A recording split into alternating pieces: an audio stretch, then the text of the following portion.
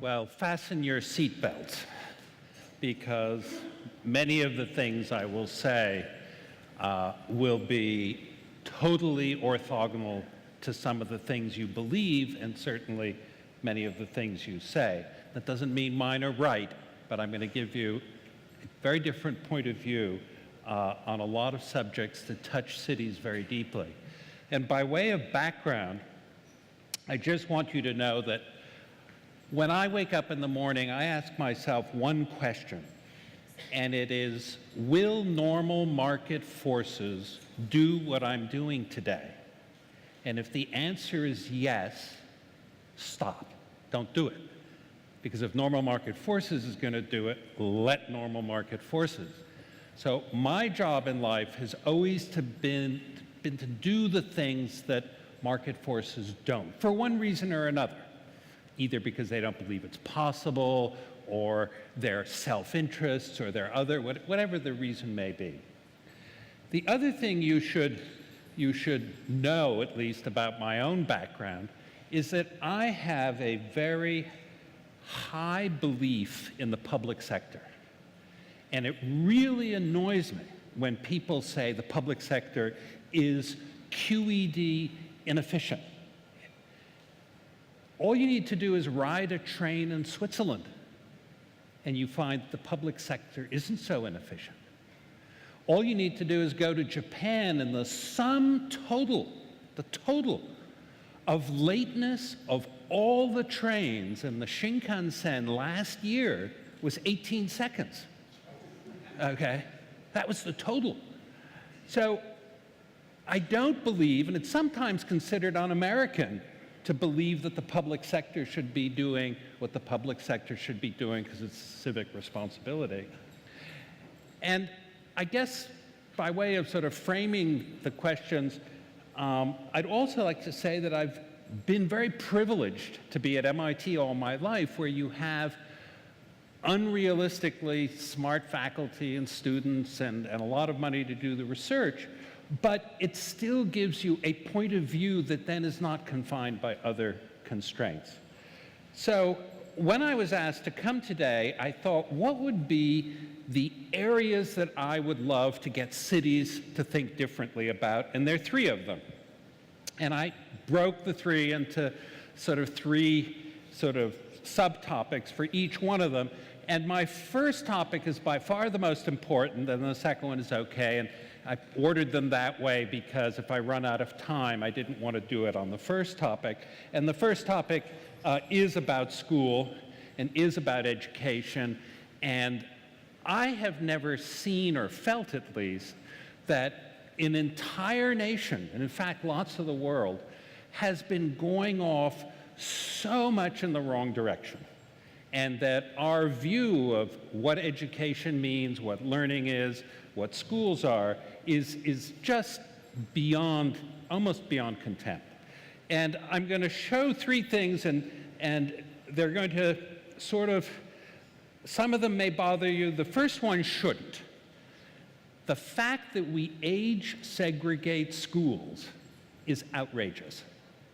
Totally outrageous. Nobody believes in it. All you need to do is take a page out of Montessori and you see one, first, second, and third grader group that the ages, anybody has multiple children knows that you learn one child. So why on earth do we have age segregation? And there is no explanation. There's certainly no cognitive one, that all the 6-year-olds have to study with 6-year-olds, and guess what? Next year when they're 7, they all study with 7-year-olds. And then we march that way through the system. It doesn't make sense. So if I were in an elevator with Obama for 10 seconds and he said, tell me one thing I could do, I'd say get rid of age segregation. Would be a first one.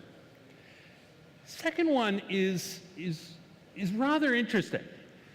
There is no reason to give kids homework. There is no cognitive reason, and there's even no learning reason.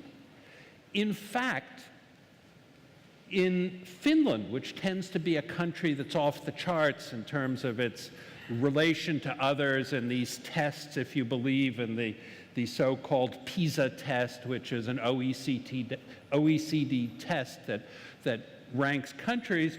Finland is always the outlier. It's the top. Finland has no homework, no testing, shortest days per year, shortest hours per day. And you say, wow, wait a minute, why do they do so well and we do so badly? And what do? We think, oh, we've got to make the day longer. Oh, we've got to take time out of the recess. Oh, we've got to add days to the year. Oh, and if this is, and we take all those variables and we push them in exactly the wrong direction.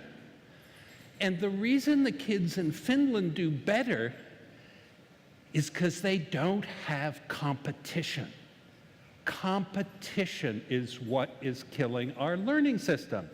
You want kids to collaborate, not compete.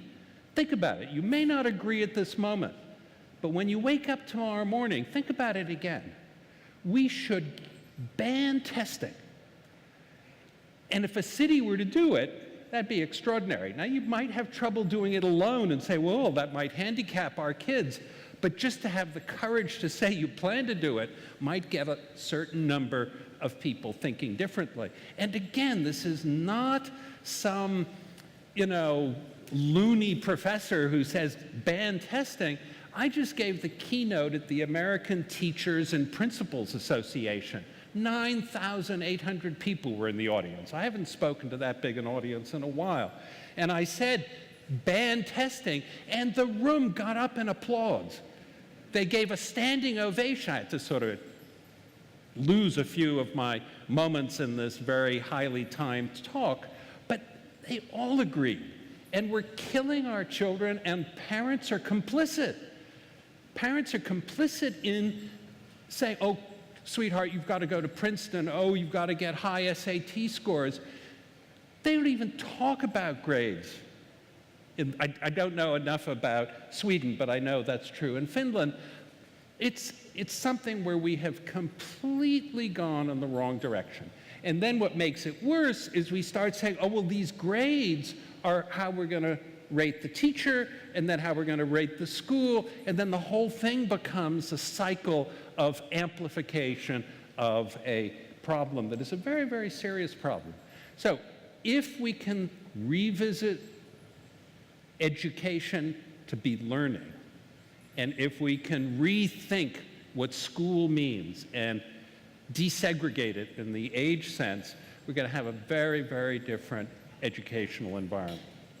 Now, the next two topics are milder, they're easier, and I'm very glad that the previous speaker mentioned that they had been putting in public Wi-Fi. I think you've got to do a lot more than that. You've got to do a lot more than just put it in some open spaces. You should put it indoors, outdoors, in homes, in businesses, everywhere. Now, that might sound very extreme. Do you, Nicholas, mean that the internet should be a public, free utility? And the answer is yes. Now, free doesn't mean that it's costless, but it's every bit as free as a sidewalk or a road. Why on earth do we all step out of our homes, whether they're in cities or towns or villages, and we take for granted that civic society built the road? Rich people can drive on it, poor people can drive on it, but communications is not that way. You have to pay to get it, you have to pay to use it, there are different schemes and so on. The reason this has happened is a historical anomaly, to be honest with you. Telecommunications emerged as a private sector industry, if you will, at a time when making phone calls, particularly long-distance phone calls, were closer to tobacco and alcohol. Namely, rich people did that. So if you went to a developing nation and you wanted to make a long-distance phone call, you paid an enormous amount of money to do it. And the theory was that the people making the long-distance phone calls would be paying through the nose and maybe subsidizing some of the local calls, but it was nonetheless a commercial entity that didn't think of the internet as a human right. And if connectivity and the internet are human rights, then they have to be free. Now, how do you work that out, and how do you think about it? In the developing world, which is where I spend most of my time, there's one, I'll leave the name of the company out. It's a wireless carrier in one of the poorest countries in the world, had $2 billion of revenue last year. 1 billion of it was profit. And that billion was sucked out, given to the shareholders. In a neighboring country, similar numbers, where it was government run, 35% got sucked out through corruption. Now, if you just think of the two, 35% for corruption and 50% for profit, you'd actually argue that the corruption is a better business model because you've got more net going into the system, and that maybe you could fix that. So there are aspects of telecommunications that have never been, but will soon have to be, thought of as a public service, a public good. And the fact that it's fought by various people with self-interests is slightly shameless but understandable. It's not that it's not understandable. And then if you have, free Wi-Fi, free broadband, you can get rid of the dark spots, and you can integrate it with cell phones and all the rest.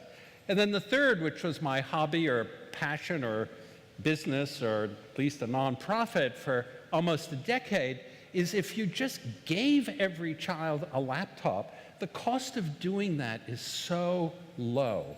Even if you don't do what I was proposing and did for a while, where the laptops could be lowered to, in our case, $150, even if you take a $500 laptop, amortize it over 3 or 4 years, and assume the connectivity is there, because presumably we've just done that, it's not very costly. It is so little per month, per child, it's just not a big number.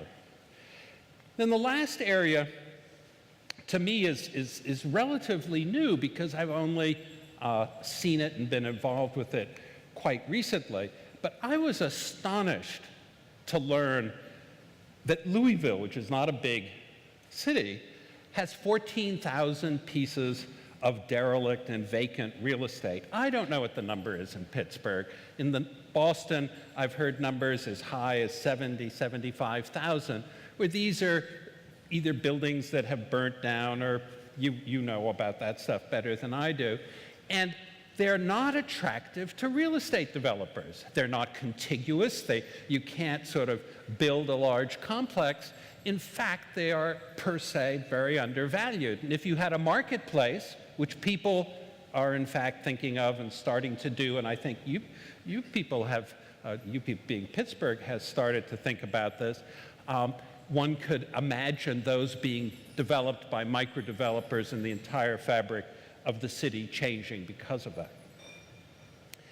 In real estate, I set a date for self-driving because it changes, and there's mention of it before, it changes the nature of cities, eliminates parking, you're not spending time looking for parking spaces, and you use literally 1/10 of the number of cars. So the automobile industry is not too interested in self-driving cars because it's 1/10 the number of cars. But setting a date would be real, like California sets dates. I think cities should start to do that too. Then my last one, which is the most controversial, and I'll end on it. I'm asked constantly about public education, and I'm quick to say that the worst thing that's happened to public education is private education. Now, why do I feel that? First of all, it's hypocritical. I went to nothing but private schools, so totally hypocritical. But I look at what's happened, that it's sucking attention, people out of the system. And it would, no more than making my own private police force or my own something else, we've got to get back to public education being something everybody wants. And again, I'll go back to Finland. One of the most remarkable statistics to me is they have no private education. None. It's a society, call it socialist, but it's a society that really works on bringing everybody up and thinks of it as a social responsibility. And those are the ends of my controversial points. So whether you tax private schools, that's probably not the right idea, but it allowed me to end on that subject. Thank you.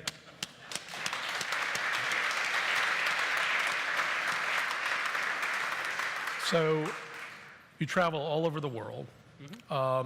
We heard today from Copenhagen and Malmo and Stockholm and other Nordic cities. Are there cities in the developing world that you see inventing solutions? Perhaps they're leapfrogging in certain ways because they're new and they don't have some old infrastructure that Pittsburgh should take a close look at, given what you know about this city, its challenges, its opportunities? What an interesting question. When I was doing one laptop per child, which was for developing countries, it was not here and it was certainly not in Europe, I found that the boldest moves were being taken by the least democratic heads of state. And that you go to a country like India, which has a dysfunctional federal government, partly because it's what you might even call a premature democracy. It's chaos. You go to Rwanda, albeit the fact that Kagame was indeed elected, people argue, well, he's despotic. And he's leapfrogging. He's got fibers running around the city. He's got kids scheduled to get laptops and connectivity. But that's relatively small, so I'm not sure there are lessons to be learned other than the boldness. And when you have very, very little, you tend to take bigger risks. Once you have a fair amount, you move deck chairs around. You make a little change here and a little. So you're more incremental if you're closer to being self-satisfied, and you're bolder if you're desperate. That's great. Thanks.